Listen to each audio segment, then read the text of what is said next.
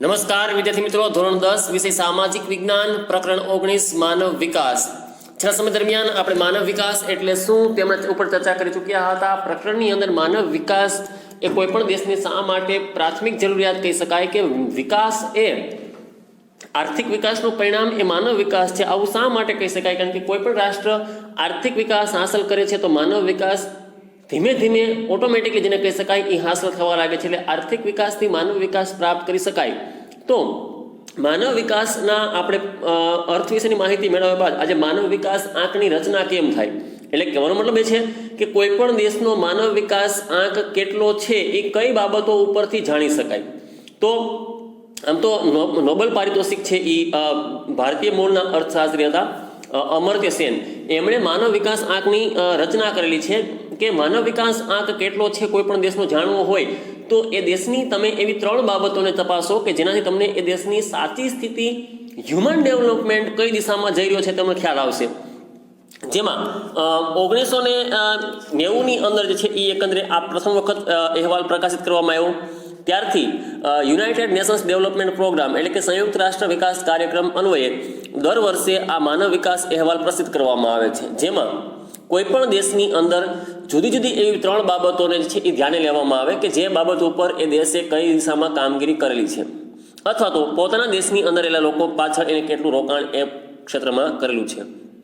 જો સ્વાસ્થ્ય સારું હોય તો માનવ વિકાસ સારો હોય, શિક્ષણ સારું હોય તો માનવ વિકાસ સારો હોય, બાળ મૃત્યુદરનું પ્રમાણ જે છે એ ઓછું હોય તો પણ માનવ વિકાસ સારો હોય, જીવન ધોરણ છે એટલે કે માથાદીઠ આવક લોકોની વધુ હોય તો માનવ વિકાસ સારો હોય. તો આવા અનેક મુદ્દાઓને એમણે આવરી અને માનવ વિકાસ આંકની રચના કરી. હવે જેમાં ખાસ કરીને 2010 સુધી છે એ 3 બાબતોને તપાસવામાં, 2009 સુધી છે એ 3 બાબતો માટે અભ્યાસ કરવામાં આવતો. એક છે સરેરાશ આયુષ્ય, બીજું શિક્ષણ અને ત્રીજું છે જીવન ધોરણ. આ ત્રણેય નિર્દેશકને આધારે કોઈ પણ દેશનો માનવ વિકાસ આંક નિર્ધારિત કરવામાં આવતો. યુએનડીપી દ્વારા દર વર્ષે મેં તમને અગાઉ કીધું એમ કે આ પ્રકારનો અહેવાલ પ્રકાશિત કરવામાં આવતો. 2010થી માનવ વિકાસ નક્કી કરવા માટે નવી બાબતો તપાસવામાં આવી, જેમાં ખાસ કરીને અપેક્ષિત આયુષ્ય એટલે કે લાઈફ એક્સપેક્ટન્સી ઇન્ડેક્સ જેને કહી શકાય LEI, શિક્ષણ સંપાદન આને ધ્યાને લેવામાં આવ્યું અને અપેક્ષિત શાળાકીય વર્ષો આ ધ્યાને લેવામાં આવ્યા. હવે અપેક્ષિત આયુષ્ય એટલે શું? તો આને સરેરાશ આયુષ્યની સાથે સંબંધ છે. આરોગ્ય અને દીર્ઘાયુના માપન માટે બાળકના જન્મ સમયે તે કેટલા વર્ષનું આયુષ્ય ભોગવશે કે જીવન જીવશે તેવી અપેક્ષા કે ધારણાને અપેક્ષિત આયુષ્ય તરીકે ઓળખવામાં આવે છે. એટલે કે જે દેશની અંદર રહેતા લોકો સરેરાશ કેટલું આયુષ્ય જીવે છે. આઝાદી કાળ દરમિયાન ભારતની અંદર માત્ર 1951ની સાલમાં 32 વર્ષનું સરેરાશ આયુષ્ય હતું. હવે 32 વર્ષનું સરેરાશ એટલે કે 32 વર્ષના વ્યક્તિ થાય એટલે ગુજરી જાય એવું ફરજિયાત નથી, પણ આ એવરેજ છે. ભૂતકાળની અંદર ઇન્ડિયાની અંદર છે એ કોલેરા, કમળો, ટાઇફોઇડ એવા પ્રકારની અમુક ઘણા શીતળાક એવા રોગ હતા કે જેનું કોઈ નિરાકરણ ન થઈ શકતું હતું. એના કારણે ઘણા લોકો અકાળે મૃત્યુ કે અવસાન પામતા હતા. ધીમે ધીમે સ્વાસ્થ્યની દિશામાં ભારતે સારા પ્રયાસો કર્યા અને આપણું અપેક્ષિત આયુષ્ય ધીમે ધીમે સરેરાશ આયુષ્ય વધતું ગયું.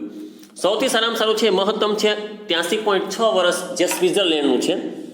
ત્યાંના લોકો સરેરાશ એવરેજ 83 વર્ષ જેવું જીવન જીવી રહ્યા છે. તો આનો કહેવાનો મતલબ એ છે કે તે દેશમાં આરોગ્યની સ્થિતિ ખૂબ જ સારી હશે, ગંભીર બીમારીનું પ્રમાણ ખૂબ જ ઓછું હશે, તાત્કાલિક દાક્તરી સારવાર મળતી હોવાને કારણે લોકો વધુમાં વધુ આયુષ્ય ભોગવી રહ્યા છે. જ્યાં વધુમાં વધુ સરેરાશ આયુષ્ય છે ત્યાં માનવ વિકાસ સારો છે. હવે ભારતની વાત કરીએ તો ભારત ઓછામાં ઓછું 20 વર્ષ છે. 2015ના માનવ વિકાસ અહેવાલ પ્રમાણે ભારતની અંદર સરેરાશ આયુષ્ય કે અપેક્ષિત આયુષ્ય 68 વર્ષનો છે. આમ તો 68.8 વર્ષ છે, પણ 68 વર્ષ જેવું સરેરાશ આયુષ્ય છે. જેમાં સ્ત્રીઓની અંદર જે છે એ એકંદરે 69 વર્ષ છે અને પુરુષોની અંદર 68 વર્ષની આસપાસ 67.5ની આસપાસ નીકળે છે. તો એવરેજ છે એ એકંદરે ભારતની અંદર અપેક્ષિત આયુષ્ય 68 વર્ષ છે. બીજું છે એજ્યુકેશન ઇન્ડેક્સ આંક, શિક્ષણ આંકની વાત કરીએ. હવે જેના 2 પેટા નિર્દેશક છે, એક છે શાળાકીય વર્ષો અને બીજું છે એ છે અપેક્ષિત શાળાકીય વર્ષો. મીન યર્સ ઓફ સ્કૂલિંગ એટલે કે MYS 25 વર્ષની પુખ્ત વ્યક્તિઓએ શાળામાં વિતાવેલા વર્ષો, જેમાં ઉચ્ચતમમાં ઉચ્ચતમ 13.3 વર્ષ અને ન્યૂનતમ 0 વર્ષ નિર્ધારિત કરેલ છે. જેમાં માનવ વિકાસ અહેવાલ 2015 મુજબ ભારતના સરેરાશ શાળાકીય વર્ષો 5.4 વર્ષ હતા.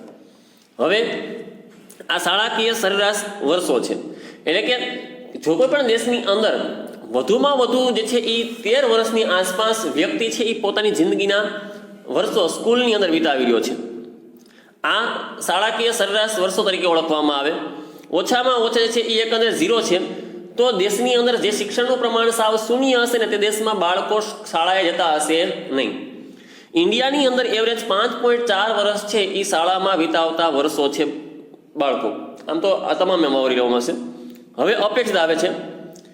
અપેક્ષિત એટલે કે વર્તમાન સમયની શિક્ષણની સ્થિતિને ધ્યાનમાં લઈને સાક્ષરતાનો દર કે એજ્યુકેશન રેશિયોને ધ્યાનમાં લઈ અને કેટલા વર્ષ સ્કૂલની અંદર વિતાવશે તેની બાબત ધ્યાને લેવામાં આવી છે. 5 વર્ષનું બાળક પોતાના જીવનના કેટલા વર્ષો શાળામાં વિતાવશે તે વર્ષો એટલે અપેક્ષિત શાળાકીય વર્ષો. આ એક અપેક્ષા છે, એક ધારણા છે. શાળાકીય સરેરાશ વર્ષો હતા એ પરફેક્ટ સચોટ એવરેજ હતી. આ અપેક્ષા કે ધારણા છે વર્તમાન સમયની શિક્ષણની સ્થિતિને ધ્યાને લઈને. ઉચ્ચતમમાં ઉચ્ચતમ 18 વર્ષ અને ન્યૂનતમ 0 વર્ષ. ભારતના અપેક્ષિત શાળાકીય વર્ષો 11.7 વર્ષ છે. આ વર્તમાન શિક્ષણની સ્થિતિને ધ્યાને લઈને કહી શકાય. જો તમારા દેશની અંદર વધુમાં વધુ જે છે એ એકંદરે શાળામાં વર્ષો વિતાવવામાં આવતા હોય તો એ સ્થિતિ છે એ માનવ વિકાસની સારી છે એવું દર્શાવે છે. તમારા દેશની સરકાર શિક્ષણ પાછળ સારો ખર્ચો કરી રહી છે આનો નિર્દેશ કરે છે. ત્રીજું છે એ છે આવક આંક.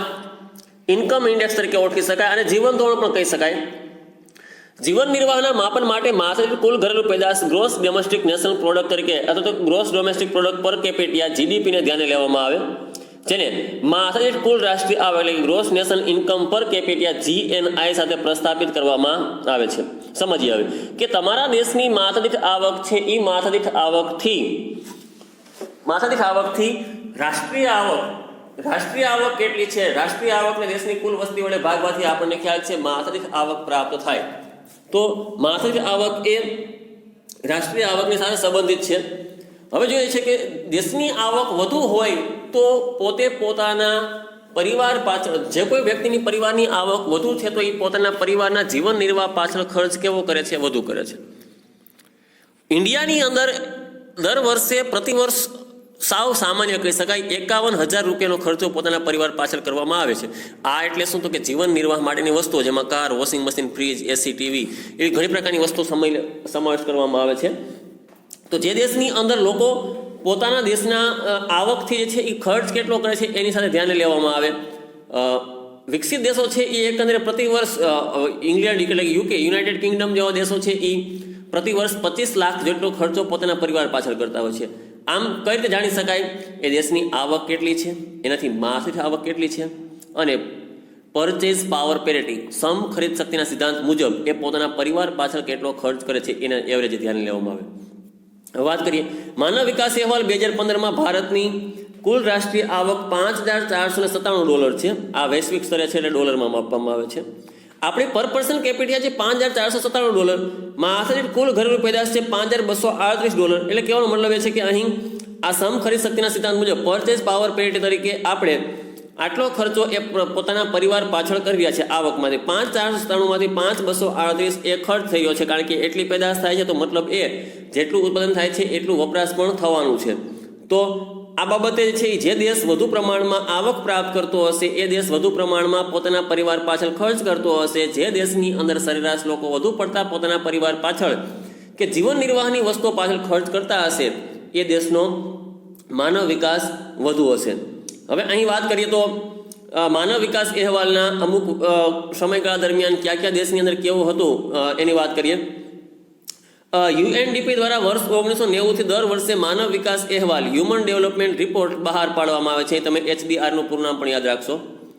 માનવ વિકાસ અહેવાલ વર્ષ 2015માં સમાવેશ કરેલ 188 દેશોના તેના માનવ વિકાસ એટલે HDI મૂલ્યના આધારે નીચેના કોષ્ટકમાં 4 ભાગમાં વહેંચવામાં આવ્યા. ઉચ્ચતમ, ઉચ્ચ માનવ વિકાસ, મધ્યમ અને ન્યૂનતમ એટલે કે નિમ્ન માનવ વિકાસ. હવે જેમાં નોર્વે 0.944 સાથે પ્રથમ ક્રમે છે. માનવ વિકાસ આંકનું મૂલ્ય 0 થી 1 ની વચ્ચે હોય છે, 1 થી 100 ની વચ્ચે હોતું નથી. આ ખાસ યાદ રાખજો. 0 થી 1 એટલે 0 થી સ્ટાર્ટ થાય અને પોઈન્ટમાં ગણવામાં આવે છે. 999 પછી જે છે એ 1 પોઈન્ટ થઈ જાય છે, સીધો યાદ રાખજો. એટલે સૌથી વધુ 1 ની નજીક હોય એ ઉચ્ચતમ માનવ વિકાસવાળા છે આમ કહી શકાય. હવે 0.944 એટલે પ્રથમ ક્રમ થાય છે, કારણ કે 999 સૌથી નજીક એ છે કે 1 થી સૌથી વધુ નજીકમાં તે છે, એટલે નોર્વે દેશ છે એ 944માં પ્રથમ ક્રમે છે. શા માટે આમ થાય? કારણ કે નોર્વેનો માનવ વિકાસ આંક એટલો માટે ઊંચો રહેશે કે એની વસ્તી ઓછી છે. વસ્તી ઓછી સ્વાસ્થ્ય પાછળ ખર્ચ ઓછો કરવો પડે, શિક્ષણ પાછળ ખર્ચ ઓછો કરવો પડે, જેનાથી જે છે એ પરિવારની આવકો વધુ રહેશે, એટલે ત્યાં માનવ વિકાસ વધુ હોય. બીજા ક્રમે છે એ ઓસ્ટ્રેલિયા છે, એ 0.935. ત્રીજા નંબરે આવશે સ્વિટ્ઝરલેન્ડ. એશિયામાં માત્ર એક જ છે સિંગાપુર, એ 11મા નંબરે છે 0.912. ભારત છે એ 0.609, એટલે હજી એકથી ખૂબ દૂર છે, મધ્યમ માનવ વિકાસની શ્રેણીમાં આવી જાય છે ભારત. 188 દેશમાં ભારતનો ક્રમ છે 130મો છે, એટલે કે મધ્યમ માનવ વિકાસવાળા દેશની શ્રેણીમાં સમાવેશ થાય. સૌથી છેલ્લા નંબરે છે એ આફ્રિકા ખંડનો નાઇજર દેશ છે, જે 0.348, કારણ કે ગરીબી અને ભૂખમરા હેઠળ પીડાતો આ દેશ છે, એટલે 188મા ક્રમે તે છે. હવે કોષ્ટકની વાત કરીએ તો ઉચ્ચ શ્રેણીવાળાની વાત કરીએ, પહેલાં ઉચ્ચતમ માનવ વિકાસવાળા 1 થી 49 નંબરના જે કોઈ પણ દેશ છે એ બધા ઉચ્ચ માનવ વિકાસવાળા દેશ તરીકે ઓળખી શકાય. 0.802 થી વધુ અને 1 થી ઓછું છે, એટલે 1 સુધી, કારણ કે માનવ વિકાસ આંકનું મૂલ્ય 0 થી 1 ની વચ્ચે છે, એટલે 0.802 થી વધુ છે એ બધા દેશો છે એ ઉચ્ચ માનવ વિકાસવાળા છે. Norway, Australia, Switzerland, Denmark, Netherland, America, Singapore, Britain, Japan અને ફ્રાન્સ. મિત્રો, આ બધા દેશો છે એ વિકસિત દેશો છે, એમની કુલ રાષ્ટ્રીય આવક પણ પુષ્કળ છે, આથી પર પર્સન કેપિટા માથાદીઠ આવક પણ વધુ રહે, જેથી કરીને પરચેઝ પાવર પેરિટી, જેને કહી શકાય સમખરીદ શક્તિના સિદ્ધાંત મુજબ પોતાના પરિવાર પાછળનો ખર્ચનું પ્રમાણ પણ કેવું રહેતું હોય છે? વધારે રહેતું હોય છે. નંબર 2 ઉપર આવે છે ઉચ્ચ માનવ વિકાસ. 50 થી 105ની શ્રેણી વચ્ચે આવતા હોય તેવા દેશો. 0.700 થી લઈ અને 0.798 સુધી છે એ ઉચ્ચ માનવ વિકાસવાળા છે.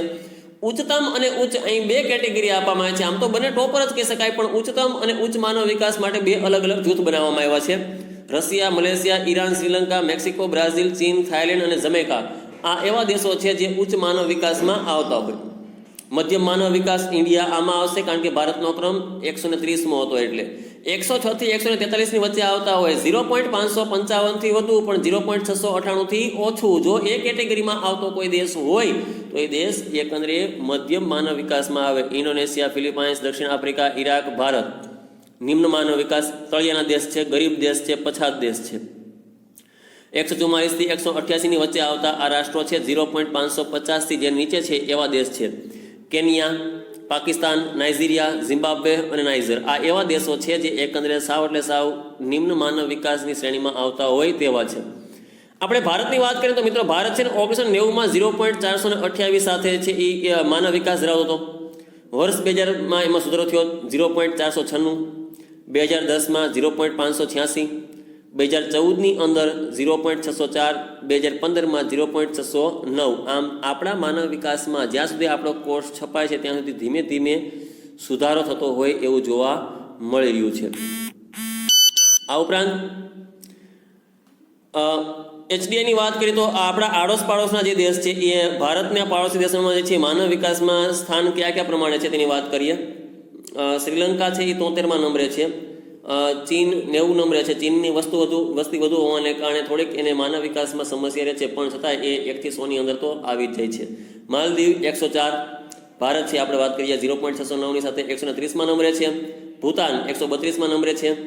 પાડોશી દેશ એવું પૂર્વમાં બાંગ્લાદેશ 142મા ક્રમે છે. નેપાળ 145મા નંબરે છે. પાકિસ્તાન 147મા નંબરે છે. મ્યાનમાર 148 અને અફઘાનિસ્તાન એ 171મા નંબરે છે. તો જેનો ક્રમ આગળ છે એ બધા દેશોની જે છે એ સ્થિતિ આપણા કરતાં સારી હશે. જો આપણા આડોશ પાડોશના દેશોમાં વાત કરીએ તો ભારત એ 4થા નંબરે આવશે. જે ભારતની નજીકના સરહદી દેશો છે એની વાત કરીએ તો હવે મિત્રો અહીં જે છે એ આપણે ખાસ આજે અહીં સુધી સીમિત રાખીશું, પણ આપણે આજે હોમવર્કમાં લખવાનું રહેશે માનવ વિકાસ આંકની રચના જણાવો. માનવ વિકાસ આંકની રચના જણાવવામાં જે છે એ આપણે 3 મુદ્દા લખવાના રહેશે. એક હશે અપેક્ષિત આયુષ્ય, બીજું શિક્ષણ આંક અને ત્રીજું આવક આંક. આ 3 મુદ્દા એમાં લખવાના રહેશે. પછી આપણે જે છે એ એકંદરે એક વાક્યમાં ઉત્તર આપો એવા પ્રશ્ન બનાવી અને જેટલા કોઈ ક્રમ અથવા તો તમને જે છે એ જણાઈ રહ્યા છે, પ્રથમ નંબર, દ્વિતીય નંબર કે એવા જે કોઈ આંકડાઓ જણાઈ રહ્યા છે જેમાંથી આપણને ખાલી જગ્યા કે MCQ પૂછાઈ શકે છે, એવી આંકડાકીય અને પૂરા નામના જે છે એ એકંદરે પ્રશ્નો બનાવવાના છે. મેક્સિમમ જેટલા બની શકે તેટલા આપણે શક્ય હોય એટલા આવરી લેવાના, જેથી કરીને આપણે પરીક્ષામાં ઉપયોગી બને. વળી અહીં બોક્સ આપેલા છે ભારતના પાડોશી દેશના માનવ વિકાસની સ્થિતિનું, એના પણ પોઈન્ટ આવરી લેવાના છે. આજે આપણે અહીં સુધી સીમિત રાખીએ છીએ. વધુ આપણે નેક્સ્ટ ટાઈમ અભ્યાસ કરીશું. ધન્યવાદ.